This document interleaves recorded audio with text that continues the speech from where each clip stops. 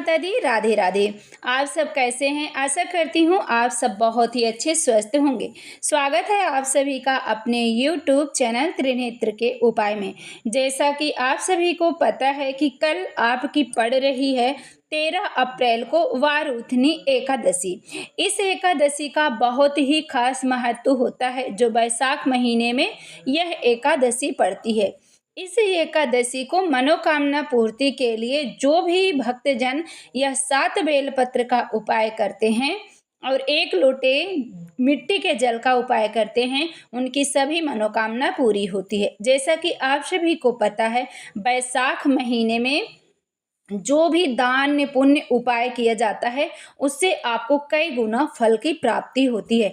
तो आज आपको 7 बेलपत्र का उपाय बताएंगे और 1 लोटे जल का उपाय बताएंगे। यह 2 उपाय यदि आप वैशाख महीने में करते हैं, 7 बेलपत्र का और साथ में 1 लोटे जल का, तो आपके घर में धन संपदा आएगी और रुकेगी। जैसे कुछ भाई बहन का मानना होता है कि घर में पैसे तो आते हैं पर पैसे रुकते नहीं हैं, तो उनके लिए यह उपाय बहुत ही खास है। उनके लिए 7 बेलपत्र का उपाय करना है।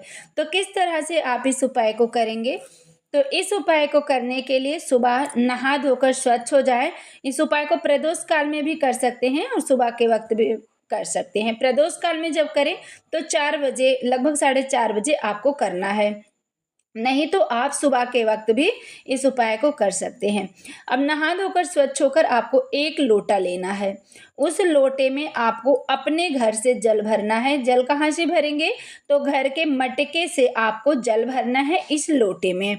उसके बाद इस लोटे में आपको बेलपत्र डालना है। तो कितनी बेलपत्र आप डालेंगे? तो जो ये 7 बेलपत्र आप देख रहे हैं, 7 बेलपत्र आप बारी बारी करते हुए इस जल के पात्र में सभी बेलपत्र को डाल दीजिएगा। 7 बेलपत्र आप डाल के तैयार करें और साथ में आप घी का दीपक भी ले जा सकते हैं और जो भी पूजा की सामग्री है वो भी ले जा सकते हैं। एकादशी के दिन जैसे आप पूजन करते हैं उस तरह से आप पूजन करिएगा। अब इस जल को, जो आप 7 बेलपत्र का जल लेके गए हैं, इस जल का उपाय आपको किस तरह से करना है? तो ये है नंदी जी। जैसा कि आप नंदी जी को देख रहे हैं, यह नंदी जी का उपाय है। तो नंदी जी के जो ये उठे हुए चरण होते हैं, देख रहे हैं, इसी तरह से मंदिर में भी जो शिवलिंग के समक्ष नंदी जी होते हैं, उनका चरण ऐसे उठा ही रहता है। तो उनके उठे हुए चरण में जो आप ये जल लेके गए हैं, इस जल को आप उनके चरण में समर्पित करेंगे।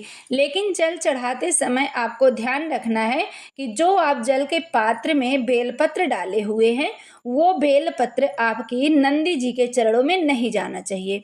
धार बना के आप जल समर्पित करें, धीरे धीरे आपको जल समर्पित करना है। लेकिन जो बेलपत्र आप जल के पात्र में डाले हुए हैं, वो बेलपत्र नंदी जी के चरणों में नहीं जाना चाहिए। अब जल कैसे गिराएंगे? तो जल बहुत ही आसानी से धीरे धीरे जब आप धार बना के गिराएंगे तो बेलपत्र आपका जल के लोटे में ही रह जाएगा और जल नंदी जी के चरणों में समर्पित हो जाएगा। और आपकी जो भी कामना है उसके लिए आप नंदीश्वर महादेव का नाम लेके प्रार्थना करिएगा। इस उपाय से घर में अस्थाई लक्ष्मी का वास होता है, पैसे आते हैं, घर में पैसे रुकते हैं। उसके बाद जो बेलपत्र, अब बेलपत्र जो आप जल के पात्र में बचा हुआ उसका क्या करना है? तो आप देख सकते हैं कि ये एक बेलपत्र धीरे धीरे महादेव के शिवलिंग पे प्रस्थान कर रही है। तो इसी तरह से जितने भी जल के पात्र में बेलपत्र रखे गए हैं, ये 7 बेलपत्र जो आपने जल में डाला हुआ था, 7 बेलपत्र आपको उठाना है और एक एक बेलपत्र आपको शिवलिंग पे समर्पित करना है। पहला बेलपत्र आप शिवलिंग पे समर्पित करें अपनी कामना करते हुए। फिर उसके बाद आपको दूसरा बेलपत्र समर्पित करना है भगवान शंकर जी के शिवलिंग पे अपनी कामना करते हुए।